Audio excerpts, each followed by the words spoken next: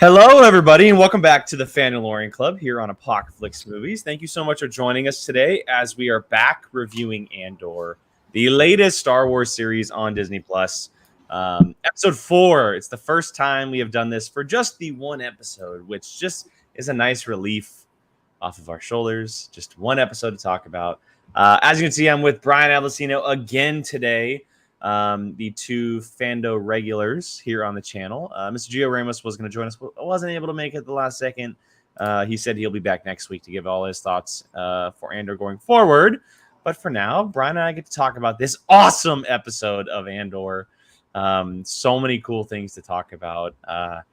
Brian, keeping all the stuff that we just talked about out of the conversation, how was your day otherwise? That is the most exciting you've been. Everything I just told you about was any literal thing that happened in my day. So other than that, I guess just normal.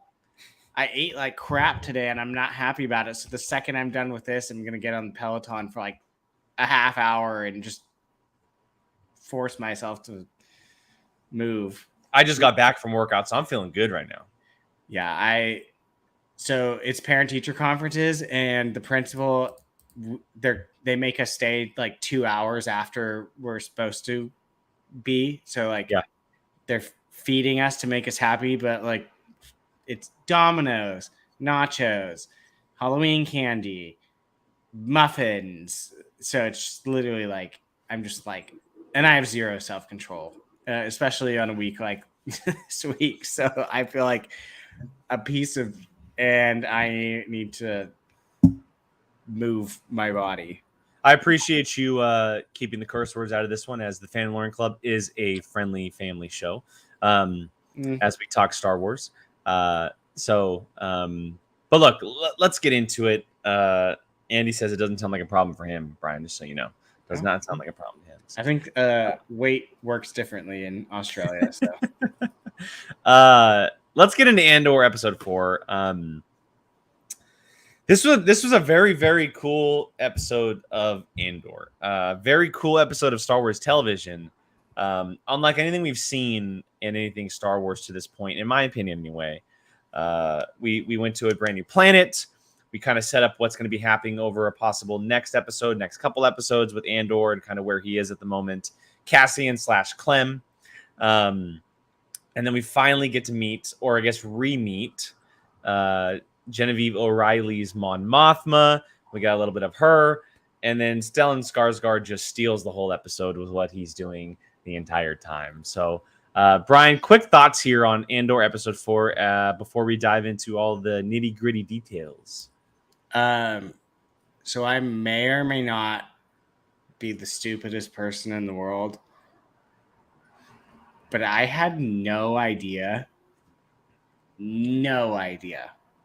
Literally, my mind was blown and shocked when he ended up being the museum guy.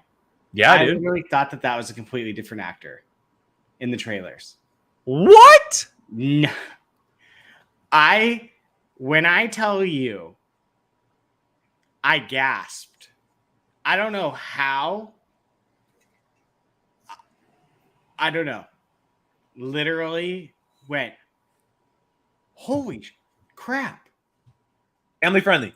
That's this crap is not bad. Kids can say it at work. No, but you I started to, but I changed. Exactly.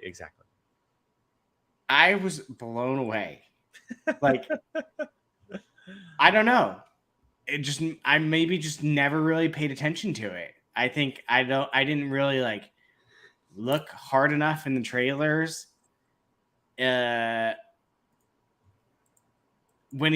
I went, oh my God, that's the same person. Like, no idea. Huh. Literally, if they wouldn't have shown that, I probably would have thought it was a different person in a different actor. Interesting. I don't know. I cannot tell you the absolute, like, and I watched this at 6 a.m. I literally, the second I don't even have my glasses on yet. I put my hand for the remote to just start it. So like, I'm half awake when I'm watching this. that woke me right the heck up. I was like, that's the same person. Like, yeah, it was a great episode. I mean, but like that, I don't know how my stupidity missed that one. But yeah, no, it was a good episode. The show is really good. It's only 4 episodes in out of 24. Well, I mean, if you're counting both seasons, yes. Well, yeah. The way they talked about it at Spectacular, I just consider it 24.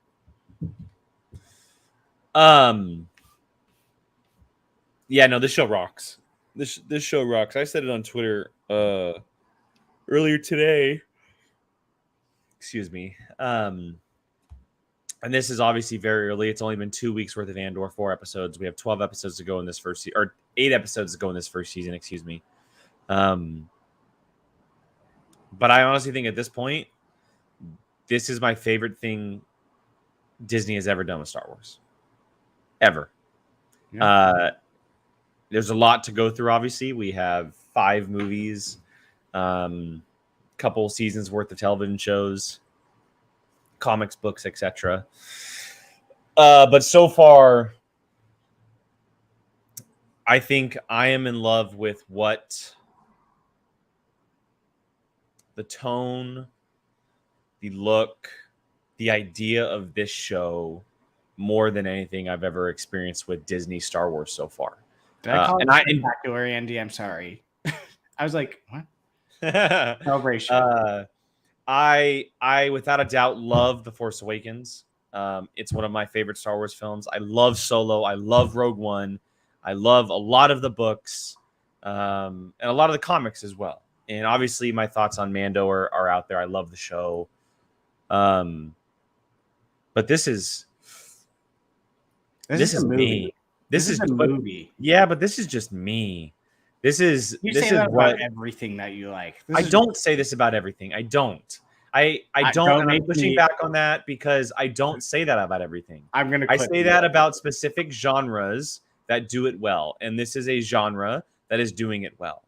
It is a spy thriller that doesn't give a rat's you know what about your take or anybody else's take on pacing. It's telling the story it wants to tell, and it's taking its time to do it. And it does not care who is saying what about it. It is taking its time, and it's well worth every freaking second. People are going to be out there complaining about how slow it is, or that it's taking too much time, or that 12 episodes is too much. All those people are wrong. Those people are wrong. This is what a spy, espionage, thriller, political thriller are all about. It is a story about characters, not about action and big explosives, etc. We're going to get those moments. Like, they set up a heist in this episode. We're going to get the heist at some point, right? We've seen action in the trailers. There's plenty of it. Yeah, like there's plenty of stuff that we're going to see that we saw in the trailers. But a spy, political, espionage thriller is more about its characters than it is about the stuff happening around them. And in 4 episodes, it has shown more care and dedication to writing great characters than most, if not all, of Disney Star Wars. I'm not afraid to say that because, and there's been incredible writing for other characters in either the movies or the Mandalorian, etc. But some of these characters in just 4 episodes are already better written than half the characters we've gotten in the last 7 years. That is just my personal opinion. I think Stellan Skarsgård's Luthen is awesome. God's gift to Star Wars Earth. Protect this human being at all costs. He's gonna die at some point, but protect him. I just the show didn't even give him season 2.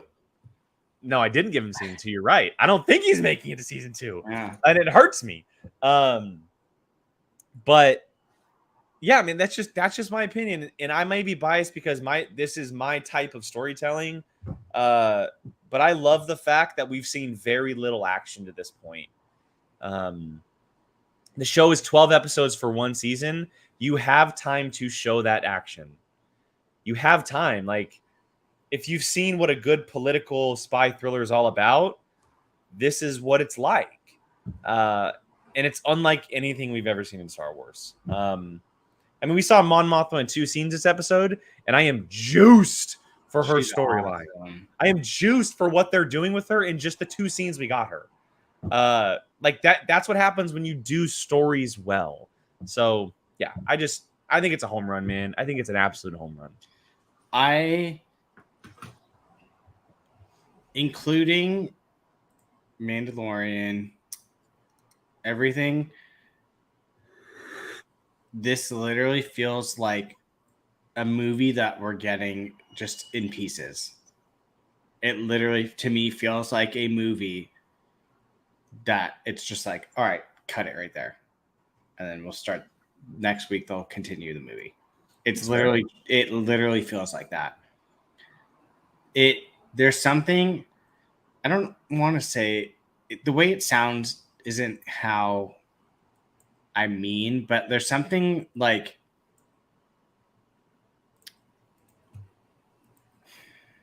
I don't want to say it because it sounds. If I knew what you're talking about, I could help, but I don't know what you're talking about. No, it's like there's something like that it's not real when you're watching like Mandalorian and stuff like that. I don't want to say fake. This feels like almost like real in a way. Like I feel like I could see this like happening. I don't know how to describe. Well, no, I can tell you because I had the same thought. It doesn't feel like Star Wars. Yeah, it's just blanketed with Star Wars. Yeah, like it's literally like if you took the character's name off of it, the city of Coruscant, etc., and just put it in a world, it would work just as well as being in a Star Wars world. Yeah, that's fair. That's probably. There's nothing that is making it like, ooh, like this has. Well, it doesn't have that fantasy sci-fi space opera feel. Yeah. Yes. It's just a different genre. You can just say it that way. Yeah. It's not. It's very much real. With obviously, I mean, we're not traveling to different planets in our world, but like, if we were, this is kind of like how it would feel like it would play out, like something like this. Mandalorian does things that you're just like, it works for Mandalorian. Well, like, it goes full Star Wars. Yeah, it is your full to the brim Star Wars, like the most authentic version of like what you would expect from Star Wars. For sure. This is that same thing, except the grounded version without like things that like people don't like Star Wars because it has people floating things in the air and flying and just like that type of stuff. Like this is very much, in fact, I put it this way, my coworker, we were talking about all the shows that are out right now. And she said she's not a huge Star Wars person and she didn't think she was going to watch this because she doesn't follow it as religiously and felt like she'd be confused. And I told her, I was like, have you seen Rogue One? And she's like, yeah. I was like, okay, try watching this and I bet you'll like it because you don't need to know anything other than Rogue One. And she ended up watching it and she's like, quite honestly, you don't even need to know Rogue One at this point. No, you don't. But like, if you want a base level of understanding of what's going on, watch Rogue One. She's like, but I don't know about Jedis. And I was like, you don't need to know any of that. And she watched it and she's like, okay, this is the type of stuff that I like from Star Wars because it's bare minimum knowledge, but you're still in the world of Star Wars. So, yeah. And I think this show is just absolutely, I feel like I'm watching a movie every single time. Mm-hmm. Every single time. It feels like you are just watching a movie. Yeah. So. I agree. I 100% agree with you. It is, I don't know what show we talked about this. God, I don't know what show it was. We did it. It was either Rewind or this. we talked about how cinematic the show felt. Maybe it was Loki. I don't know. Anyway, we had previously talked about how we felt that the show it just felt cinematic. It had this feel to it that felt like a movie. This has trumped everything so far. Out of all of the Marvel and Disney Plus shows, in Marvel and Star Wars shows, in my opinion, this is taking the movies and transferring it to the TV screen the best. I'm almost not like, I almost don't want them to use the volume and stuff anymore. I want them to use the volume at minimal. At certain moments, like flying ships and stuff in space, I'm cool with that. But I think if they're on the ground, I mean, it's clearly working. Yeah, it's just a whole different level. Like, it just looks so visually appealing. The only way I can describe it is just keep saying it feels like a movie. Mandalorian has never felt like a movie. It felt like a Star Wars TV show. I'm trying to think, is there anything else other than Boba Fett felt like a Star Wars TV show? Everything else has been animated, right? I'm not forgetting anything. Ahsoka ain't gonna feel like no TV show. I can tell you that much. I'm curious to see how Kenobi felt like a TV show. I would say Kenobi probably felt like a TV show. Also, this feels like a movie.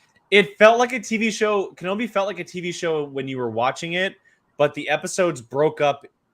If you watched it all 6 at once, it's a movie how it's broken up. Yes. But as far as watching it, it felt like a TV show.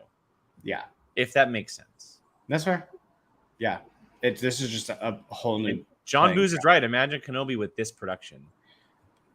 I almost don't understand why at this point.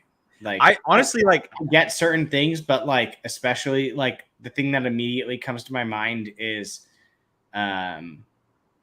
when they corner them on that like mine planet, like where the whole like first instance of Kenobi and Vader getting like close to each other, like that whole thing, like that's the one immediate where I'm like, yeah. I want to bring up Andy's comment real quick because this is interesting. This might be crazy, but I like TV shows to feel like TV shows. I do agree with you, Andy. I like them to be. I like the episodes to have like a definitive start and finish to them, like a TV show does, but in a point where the finish is still a continuation to the next episode. Like, for example, episode 3 of Andor and 4, it was a perfect ending to episode 3, but it was straight into episode 4. Like it felt like a great start to finish. When I say cinematic, I think TV shows can very much still be cinematic. And I use Game of Thrones as a great reference. The first 6 seasons of that show were incredibly cinematic, but it was very much told in a TV show perspective. And I think that's what Andor is doing. I think Andor is telling a very cinematic, big story with a very well done production, but it's telling it as a TV show. A lot of the great shows do that. The Game of Thrones of the world, the Breaking Bads, the Sopranos, and those sometimes might be smaller stories, but those are big TV shows how they were told. They're really big stories, and I think Andor is very kind of like on that level. It's still a TV show and it's being told like one, but I think it's telling it at a very cinematic level, which I very appreciate when it comes to Star Wars personally. Yeah. And I wish Marvel would do that too, because Marvel kind of misses the bell on that sometimes. Sometimes. Not all the time, but they're having a couple series that they've kind of missed the bell on that. Anyway. Look, Andor has we have a lot to talk about. I don't know, Brian, if you have somewhere that you would like to start a certain character, because obviously there's basically like 3 different arcs in this episode alone. We have Andor, we have Luthen, and we have Mon Mothma. My personal favorite was Mon Moth. Let's talk about Mothma first, because it's her introduction. It's the first time we see her. The first time we see her is going to, Hi, Rachel. Go back to your kiddos and work. We know you're busy. Mm-hmm. The first time we get to meet her, she's going to Luthen's, I guess you could say relic museum, relic shop, pawn shop, if you will. He's a collector. Yeah, collector. There you go. I mean, but he's selling stuff technically. So did the collector. Yeah, I would say it's a shop, a museum shop. Anyway, we get to see her there, and okay. But let me ask you this, Brian. Did you know right away that they were putting on a front, and talking to each other? Yeah. So did I. Okay, just I wanted to make sure we're on the same page. I was just trying to but figure it was out. still a really good play. Like I thought it was Absolutely. great. Like they had that like, and I was watching Alex and Molly earlier, and Molly made the reference of like the super snarky, snotty, rich conversation. They played it off very well until, and then they went to the back and kind of got down to the nitty gritty of it all. I thought it was a really good front in front of their assistants until they kind of got behind closed doors and were able to have the real conversation. But I thought it was it ended up just being because of the driver. Yes. I do think that his assistant was fully in on it. I think his assistant definitely knows. I just think that Genevieve O'Reilly is finally getting a chance to like show what she's capable of. Because we've only seen bits and pieces of her, right? Like she was in Rogue One for a very small bit. Her scene from Revenge of the Sith got cut. It's like, who said it earlier? John. We're finally meeting Mon Mothma, and she's been around for 39 years. Well, and I love that it's a very different type of Mon Mothma. Yeah. It's just, I mean, I said it before this show started. There are characters in Star Wars that are infamous names that we know. I mean, we know about them, but in canon, there's jack you know what about them. Plagueis being one, and Mon Mothma probably being the second. Like those two characters, like if you know Star Wars, everyone knows who they are. Canon-wise, they're barely in it. Other than it, at least if you're not reading comics or. Well, I would say just keep live action. Just say live action. Yeah, in live action. Because that's the general audience. So. Yeah. I mean, even Plagueis in books isn't even that much, but still, she's for the importance of that character. She's barely in anything mainstream. So, no, I mean, I agree. I think that it's very long overdue. It's weird almost. Yeah, but I also feel like it's the perfect time. Like there hasn't been something to this point that I can think back of in all of Star Wars that's like they should have had Mon Mothma. Andor feels perfect. It feels like the perfect time and in the timeline to tell her story. Obviously, it's the building of the rebellion, and she clearly has a very important part to it. But I love the fact that it's an extremely different type of Mon Mothma, even from when we met her in Rogue One. This is 5 years prior to Rogue One. She wasn't like the Return of the Jedi Mon Mothma in Rogue One, but you can tell that she was working her way to that, the way that she spoke and kind of held herself. It's very different right now. And I love that Genevieve O'Reilly is basically allowed to create this character with her personality and her acting chops, and to be able to tell this story of this woman who is so insanely important to Star Wars, but nobody knows how important she is. Well, I mean, this is literally the beginning of the importance of Mon Mothma. Yeah. Like this is literally the reason why she is so important in Star Wars. Yeah. I mean, you can argue probably nothing too significant like that she's done. You mean before this? Yeah. No, I mean she was just a senator. Yeah. I mean, so yeah. Yeah, I mean everything pretty much started once the Empire became the Empire. That's when Mothma basically became a thing. Or I guess like you said, an importance to everything that was kind of happening. I'm super excited. I can't wait to see where her story takes her. And it's funny, everyone keeps talking. Not everyone. I've seen a lot of people talking about the pacing of the show and how they wish it picked up. I highly disagree with that. I agree too. because And in watching, me, I'm like, I get bored quickly. yeah, and in watching this episode, when she was talking to Luthen about like, I'm already being looked at, my anxiety is raising through the roof because I'm like, this woman can go any day. Obviously, we know she doesn't, but she can go to prison. She can get like tortured and then come out of that. We don't know where her story takes her. Like anything could happen to her at this point. I'm thinking, what if she gets caught and gets caught for a little while, then they ended up taking her out or something? I don't know. Like to be able to create that kind of tension in a show that is literally just two characters talking, they're doing a really good job. A really, really good job. One of them being Stellan Skarsgård. I'm telling you, he is. It is so great. This dude is so good at what he does. And I want to mention it quickly just because it's a very quick scene, but that scene where he was getting into character, chef's kiss, where he was putting the wig on, he was putting the rings, and he was like doing the hand gestures and like smiling. Like it makes sense. When you think of rebels, they're obviously spies hiding themselves.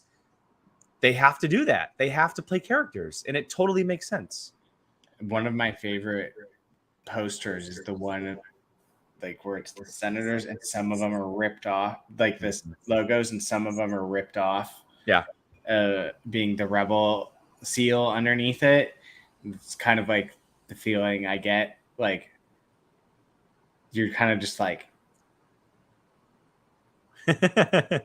who are you secretly gonna be a good guy? Yeah. It's just kind of like you're just kind of like, well, you're never gonna know. I mean, we're not gonna know until we know. No, 100%. And so, like, I guarantee you, there's going to be Empire characters in this that flip. Yeah. Oh, for sure. There's so like, even like these ones so far that you're immediately like, I hate that person. They could flip at like. I think it's very much, I mean, they might flip and immediately be dead like the next episode. But like, you're just kind of like always like, are you doing something on purpose? Or like, is this like, what are you doing? Like, you never can be 100% quite sure. Like, someone may turn at some point.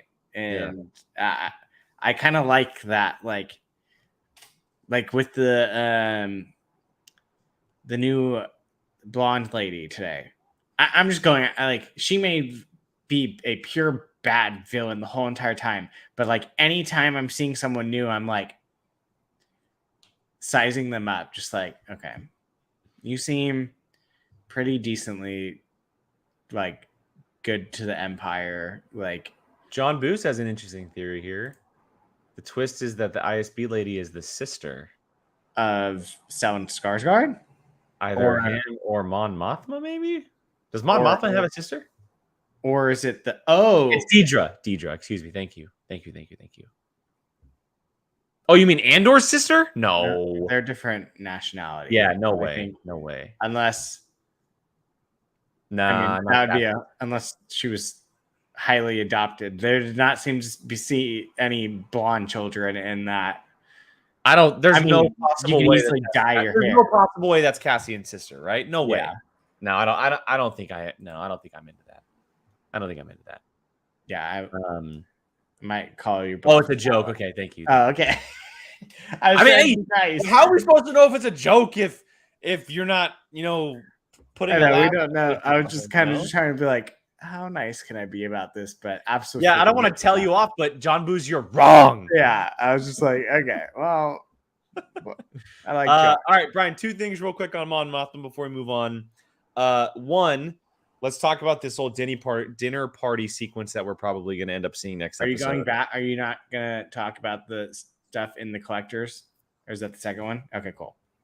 I want to talk about the dinner party stuff first because it's going to be very quick. It's not going to be anything. I'm going to call him Man Mothma for the moment. That's fair.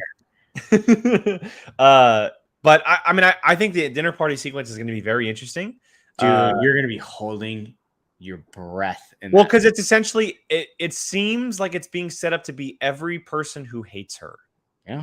And there might be some people who side with her because he said, I'm putting you at that end of the table which might mean like I'm putting some other people with She you. had a really good comeback to that too, and I can't remember what it was. It was just kind of like, well, she basically said, if like you're challenging me, I'm not backing down, is essentially what she said.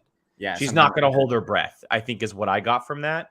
yeah. So I think it's going to end up in some pretty big chaos, and we know what politics can look like if they're done well. Star Wars politics are very, very good, and if you put these actors and actresses in the sequence where they're battling back and forth, and from what you said, just the day or two before, the shipping lanes were cut off from these senators. People are literally starving. Yeah, like Andy said, Sly Moore was confirmed, which was insane. That's part of Palpatine's party right there. Like this is kind of a big deal. This is a pretty big deal, and we're gonna be able to see Genevieve O'Reilly really strut her stuff right off the bat, and chaos is gonna ensue almost right away with these characters.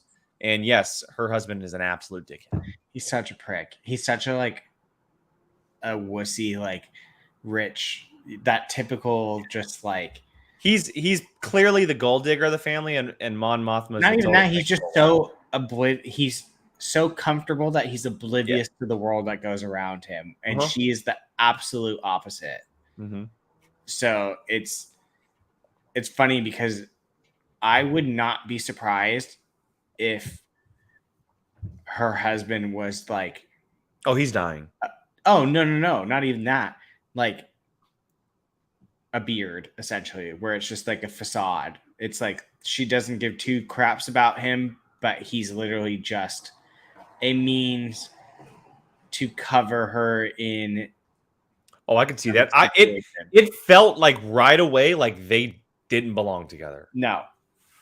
Like I didn't sense any kind of love, care in the world about any of it. Yeah, it seemed very much just like convenient. It felt convenient. It's almost like, hey, I'm married to someone that believes all these empire things, so I could never be a traitor because look at who I'm married to. Mm-hmm. And we support all of these types of things. We're literally hosting a dinner party for these people that do crappy things. So, I think he's an absolute cover that will bite the bullet, and she will literally just be like, oh no, there goes my cover. Like, honestly, like not even anything else. Yeah. Andy, well, we all know that Mon and Bale are getting it on. Absolutely. Bale would never betray his wife. Gordon, to answer your question, yes, Sly Moore is technically force sensitive, but I don't think they will go into that at all. That is too big of a thing to mention, show, touch on in what's happening around them. I don't think. I mean, Brian, you might feel different, but I don't think that they're going to touch this character being force sensitive whatsoever. Well, I mean, because like, how would you do it without it being like a huge deal? What? Hold on, I'm looking at. So Wikipedia says more powers and abilities. Moore was able to use the Force and adept at manipulating political opponents to reveal their secrets. Okay, so maybe that's a thing where we see her kind of like mind tricking people. But I don't know. I don't think we're gonna see her like using the actual Force whatsoever. What? I mean, I know you're not going to know. Maybe. And I don't mean that insultingly, but like, where is it that it was like, where is it said that she has the she's in the Darth Vader comic books. And that's where if I'm not mistaken, it's the Darth Vader comic books. I could be wrong. That's where it's been said that she has. I'm pretty sure it's the Darth Vader comics as well. Oh, of course it's the ones after I like took a break from reading Vader. Yeah, it's all showing up in the more recent Vader ones. Okay, so yeah, it's the Vader comic books is where it's kind of touched on. Yes, I thought it was Vader. It makes sense that it's Vader because it deals with Palpatine, and she's part of his high staff. There's no way they're gonna use any type of Force in this. they're not gonna. No, I don't think. I think other than her just being a presence, I don't see. I agree. Any force being used. I think to anyone that is watching this just purely Star Wars related, like my coworker for that example, if you all of a sudden throw out that she has force abilities, they're gonna be like, oh, so she's a Sith. It's 100% one of these things of they're mentioning her and showing her for people like us who know her, but for people who don't know that and they see the name Sly Moore, it's not going to matter.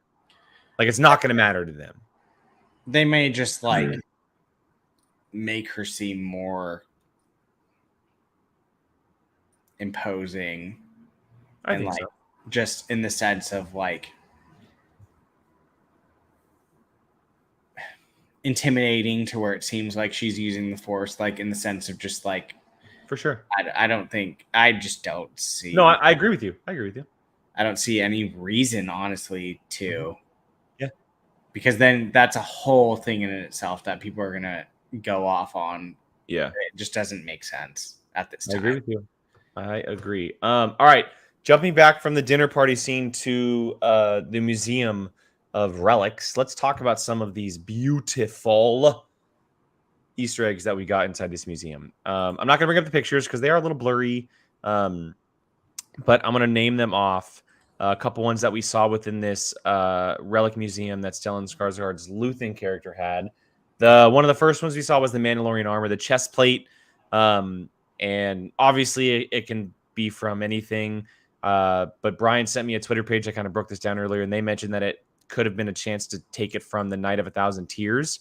All the Mandalorian armor. I don't think that happened yet at this point. That's the only thing I'm thinking of. 100% it did. 100%. I don't think it. 5 years before A New Hope, 100% it did.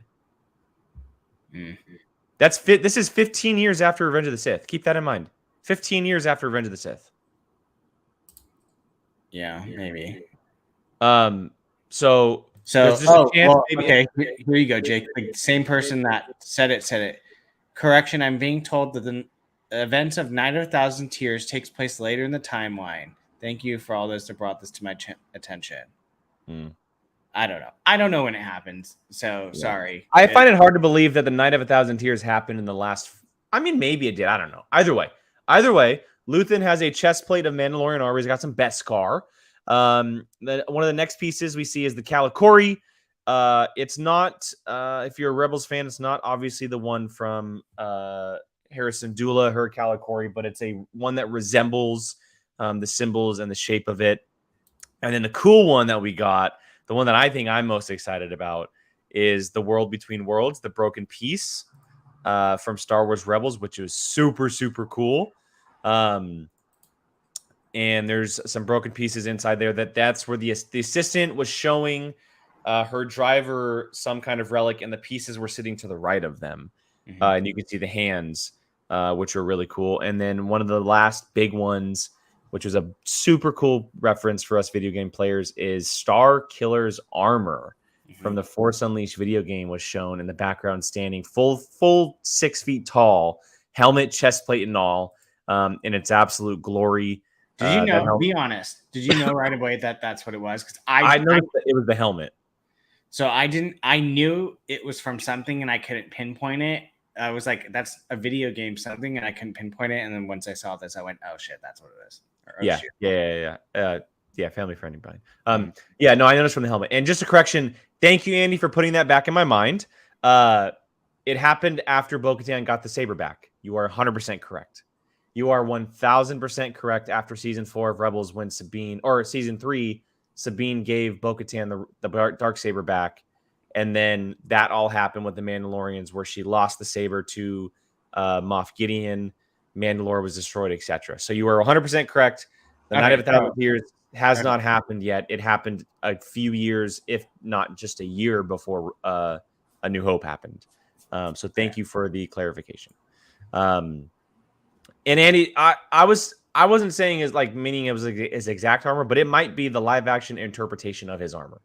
That might be the actual route they're going for his armor, if it is in fact that actual armor. So I mean, the pig. It looks pretty damn similar. The thread that you threw, at least the helmet. The helmet is almost dead on. I don't think it has to be exact either. Like I think it's a live action version of it. Well, no, the helmet is literally dead on. I know. I'm saying the chest plate and everything. Yeah, the chest plate, that stuff. And Sam Witwer even reposted it saying, like, see, I told you guys I was in this show. And I mean, that clearly. Yeah. I mean, it's really cool, and we've talked about it plenty of times before, but this is how you do Easter eggs. This is how you do Easter eggs. You just put them back there for Star Wars hardcore nerds like us being like, oh my God, look, it's that, it's this. Oh my God, that's reference. That's shown for the first time. You know, blah, blah, blah, blah, blah, blah, blah. I think it's funny. People have forgotten that there's a difference between Easter eggs and setups. These are Easter eggs. Mm-hmm. Like, because the Mortis arc already happened with the father, the son, and the daughter.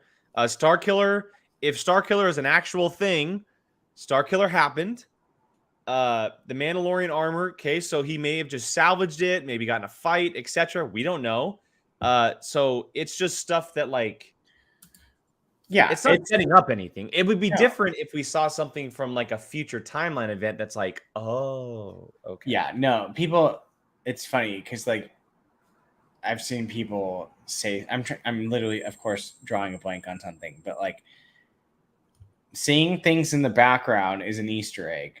Mm-hmm. Seeing something happen at the end of, okay, here's a perfect example. Seeing these things in the background, that's an Easter egg. Ahsoka saying, "Where is General Thrawn?" Oh, that's a thread. That's a story point. That is not an Easter egg. That's a plot point. That is a setup.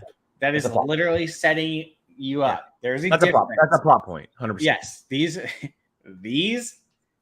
are these are the definition of Easter eggs. Mm-hmm. That's exactly what that is. The armor, the helmet, 1,000,000% an Easter egg. You're probably never going to see anything from it, but Grand Admiral Thrawn. Sorry, I was trying to speak fast because I realized how much time we've spent talking about this. I love that Andy he gets a joy of pointing these. I knew immediately after I said it, but I was hoping no one would catch it, and so he's probably laughing in his Hawaiian shirt right now. Yeah, at work. His Pokemon shirt. Yeah. Real quick, just to point on Gordon's comment. Yes, you are correct. It is from the bad ending of Force Unleashed. I will say this. If they were ever to touch on Starkiller, in my belief, having played those games multiple times, I think they would make the character fully bad. I don't think they would. I don't think they would ever flip back and forth. I think he would solely be a Sith bad guy, and that is his story. I don't think that they would give him any kind of redemption. He would probably be off-world, and you would never see him ever meet up with a character you know. Yeah, he would be like an agent of chaos for Vader, essentially, is what he would literally probably be like in the unknown region. Yeah, and you would just never see him interact with anyone. Yeah. I don't think that they would ever pull the redemption arc where he tries to kill Vader and he goes good, etc. He would solely be a bad guy in my opinion. So yeah, but hence the name Starkiller.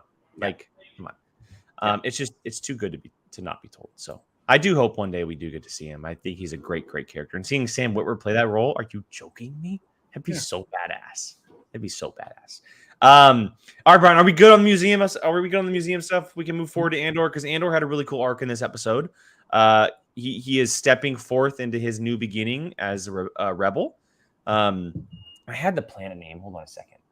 It's the name of the episode, isn't it? Aldani is the name of the planet, which I pulled up Disney Plus for that. I had it pulled up the whole time. Mm-hmm. Aldani is where he and Luthen head, and we find out that they have, or Clem, excuse me, and God, freaking sucker. Whatever.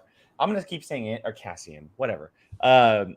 We find out there's a little bit of a rebel cell there, and they've been planning some sort of essentially attack plot up against a Imperial armory. And we learn that there's only a few of them left, that Luthen kind of wants to put him in action right away. And we get this really cool dynamic between all these characters.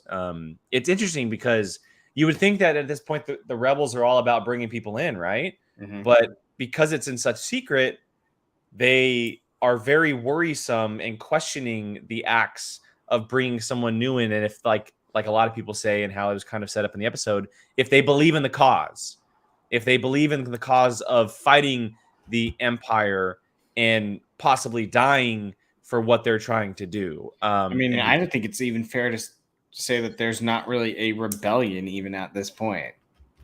no, well, they did. It was an interesting part of dialogue at some point, but one of the characters did say Partisan. no. They said rebellion at one point. They No. did say rebellion at one point. Andy, just goodness, whatever, dude. Jesus, it's the same thing. They're looking after weapons, so it's an armory. I'm pretty sure they say armory in the episode anyway. Andy, do you want to come on? Do you want to be our guest? You know, Yeah, just we talk about should. all this stuff. No, but look, so we didn't get the heist this episode, but it's clearly just the setup. Cassian has to be integrated, and you're I'm gonna tired. kill me. You're really gonna kill me.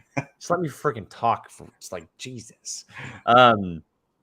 I don't know the names of all the characters just yet, but the leader, I couldn't the tell you girl- one of their names. Yeah, the girl, she obviously has to try to sway the rest of them that this guy's legit, that she trusts him.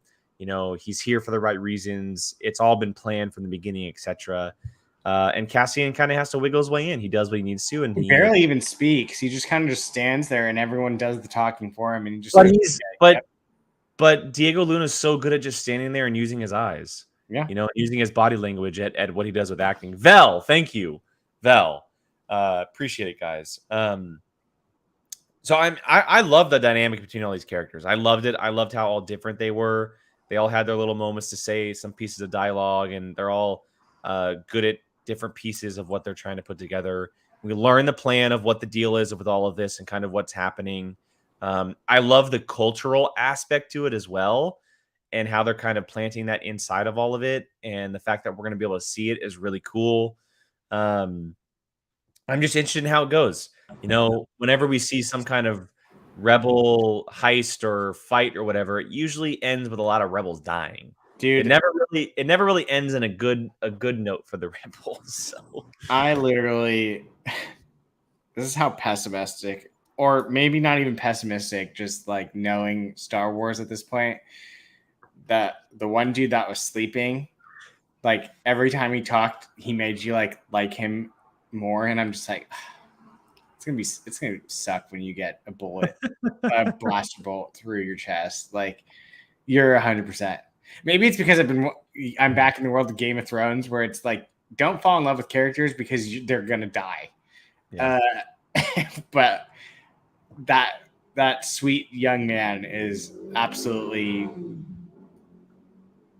not making it out of this mission, unfortunately. Yeah, I don't think so either. So, yeah, I don't. Yeah, John, maybe. I mean, there's no one telling people with force abilities that they have force abilities, and it's not like they just disappeared. So, I mean, to this guy, it might be a feeling, but it actually may be force sensitive, and maybe just nothing. So it's funny because like I immediately went like when he went, oh, I have a feeling. I went, oh, you just have a feeling in the world of Star Wars tends to mean a little bit more than that. But I mean, in this time period, you're never going to know unless they were already established. So it's like, What show is it that we learned? It was Obi-Wan, right? That they were keeping that people with force abilities had to stay secret because the Empire was hunting him down, obviously. I mean, that's basically like anything between. Yeah, Order but 66, they said specific lines of like it was O'Shea Jackson Jr.'s character because his wife was force sensitive. Yeah. And they found her without even her just using her abilities. That they were hunting people that they thought had some kind of ability, even if they had never used it in their life. Yeah. And that could very well, obviously, we're in a timeline where that's possible and a thing, and the Empire could very well still be doing that, and that could very well what happens to him. I don't think so because I don't think he's making out of what's going to come next. No. And it's so sad because he's just such a nice little kid. He's 100%. As Andy says, yeah, he's too pure for his life. He is too pure for this life. It's oh my god. Game of Thrones has just made me so like yeah, it's spoiled us. It's spoiled us of like thinking people can make it out alive. Yeah, it's 100%. The king of it is Stranger Things. I would say Game of Thrones more. Yeah, but there's literally a character in Stranger Things designed every season for you to fall in love with just so they can kill at the end. Yeah. So it's very much that logic, but it's just the type of storytelling we get these days. Yeah, well, especially this theme. Yeah, and I think and obviously if we're already thinking that, then it's going to be how they do it and how surprising it's going to be and what way he's going to go out that we're more worried about, rather than just like, oh, he's going to die. We don't. I mean, because we care about the kid. Like they made us care about him, and now they're going to kill him. You know, like it's going to suck. Honestly, I don't know which ones make it out. I'm sure some of them do, but I have a feeling it's going to be a pretty bad ending. Most of them are probably going to bite the dust. So yeah, I'm curious how this goes down. And I think Vel might make it out. And I think the gentleman that had the giant rifle that was questioning Vel about about bringing Cassian in. I honestly think the only person that probably makes it out is Clem and the guy that woke up the kid. That's it. Oh, you think he makes it out? I think he dies. Just because he was the one that was so pissed off that. Oh, see, I thought the other guy was more pissed off. Who? I'm trying to think. I'm mixing. The large black dude. The one that was an actual like infiltrator. Like he had no. The other guy that had a rifle in his hand. Oh, maybe. I just don't think he talked enough to really. Is it Gorm? Which one's Gorm, Gordon? The name, because they're so new. The names are so talk to them for 5 seconds. So yeah, it's hard. But either way, I mean, I'm excited to see the heist. I think it's either way. I think it's just maybe one person and Cassian Clem. Yeah, I think it's a really cool idea to kind of start him off in this rebellion of like doing this, what is kind of being set up as like a small heist. They're only in there for some information. They said payroll. And obviously they're going up against a lot of enemy people, but it's a good start to his rebellion career to do like a 6-7 man heist team jumping in there, got a little cover. I'm excited to see it because I think it's going to create some really cool action with what they described as like a blanketed sky of all these like lights and everything from the culture. I think it's going to create some really, really cool sequences for sure. Do you think we see it next episode? I've seen people talking about how we might get less Cassian, more Mon Mothma, and then we might get Bix again next episode.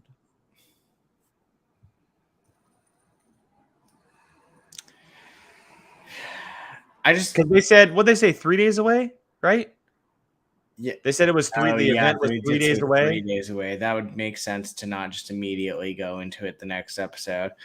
I mean, the way they set it up felt like they would go straight into the next episode, but I actually just, you saying the 3 days, I just remembered it wouldn't really make sense to just end it and then immediately be 3 days later going straight in. Because the dinner party was that night and we haven't seen it yet. Yeah, so you'll probably get the dinner party and then the next one being like maybe the ending of next episode is them traveling to the actual heist, like preparing on their way out, and then the start of 6.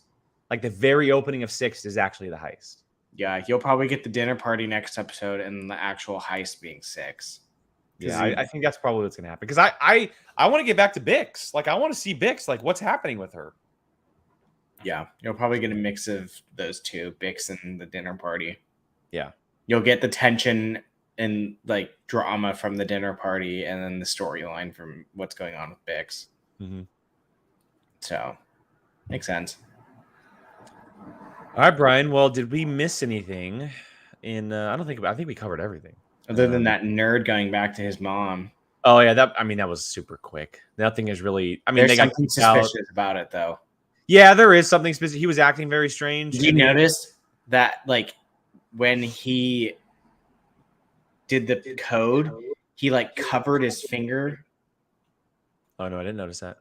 Yeah, I thought it was weird how he was punching the numbers, and I was like, why is his like he pulled his sleeve over his finger? I'm like, are you gonna kill your mom? Like, it's almost like he was making sure his fingerprints weren't on the door. Like, he doesn't want people to know he's on Coruscant.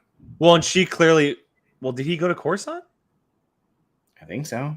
Yeah, he went down into the lower. It was Coruscant. I'll have to rewatch it because obviously he left the planet that he was on, and because the gentleman that we saw in the first 3 episodes that he was working with, and then their general, their boss, they all got kicked out, fired essentially, and the Empire is taking over their section. So his story is kind of like in limbo at the moment. We don't really know what's happening with them. I think what's going to end up happening in that situation is kind of like I said last week. He and the ISB lady are going to meet up because she's clearly invested in getting that thing back. Yeah, I agree. And I agree. He's going to be the only means of her getting any knowledge off Andor, because the Empire would shut that down. They're just like, we don't care anymore. Yeah. So she's obviously going to dig into it. He's going to obviously be the key to keep that going. So I think I would assume he's on Coruscant. Yeah, it kind of makes sense that they're setting him up to like join the Empire. He just has that feeling, that vibe. Either way, I'm interested in seeing where he goes. Section 8 Coruscant housing. Thank you, Curtis. Thank you. No, he's being sarcastic, I think. Section 8's usually like the poor people housing. Oh, got it. I'm just vulnerable with everyone's comments today. I'm just totally gullible. So it is what it is. It did go low. Like, it literally is probably the Section 8 of Coruscant. So thank you for that, Curtis. Andy says the visual language makes it feel like it's Coruscant, but I was a little confused at first too. Yeah, I mean, they didn't clarify until they didn't say anything specific until Luthen arrived on Coruscant, where they put the wording up. So yeah. Did you get just like a little like inside giddy when you saw the word like Coruscant, and then just seeing the actual? I loved that they put the wording of Coruscant, capital of the galaxy. I love that. So the title card, I'll call it a title card for the moment. But I love the fact that they did it. I love that they did that in Rogue One. Because there's not a lot. Obviously, we travel to so many planets, and for a lot of people who may just be adventuring into the show, they may not know. Obviously, we know, but I love that they detailed it. And then seeing Coruscant from that view is always just a spectacle. It's such a gorgeous city to watch or to look at. I also loved, very unique to prequel people. I also loved the bird's eye view shot of it. Oh yeah, the very first shot we got of seeing the buildings from up top straight down. I love that kind of shot. It's beautiful to look at. Yeah, I mean, it's. I think Coruscant is specifically unique to the prequel babies. So like anytime I see it, I'm like, that's my Star Wars era. So for sure. All right, guys. Well, that's gonna wrap it up tonight for the Fandalorian Club. Everything Andor episode 4. We'll be back next Wednesday. And I'm not going to confirm anything just yet on who, but we do have some guests in the work that could possibly be joining us to cover some Andor. People that we really, really want to talk to. We're excited to have on the show. So we will be back here next Wednesday between the 6 and 7 o'clock hour Pacific time, reviewing Andor episode 5. That'll be every Wednesday going forward. Brian, any final thoughts on Andor or anything else before we head out? The show's chugging along at a consistently great rate, and I'm just excited that I don't have to wake up early next week to watch it. Yeah, you'll be slowing down work just a little bit. No, I don't have work next week, so that's why. Oh, there you go. Even better. Yeah. Even better. All right, everybody. Well, thank you so much for joining us. We appreciate it. This is the Fandalorian Club. Again, we are reviewing Star Wars every Wednesday. Check out Thursdays for Marvel Rewind. We'll be back tomorrow evening covering episode 6 and 7 for She-Hulk. And then on Saturday morning, Jacob and Keith will be talking about the Rings of Power, the Lord of the Rings show on Prime Video. So for Mr. Brian Alessino, for myself, thank you guys so much for joining us, and we'll catch you guys next time.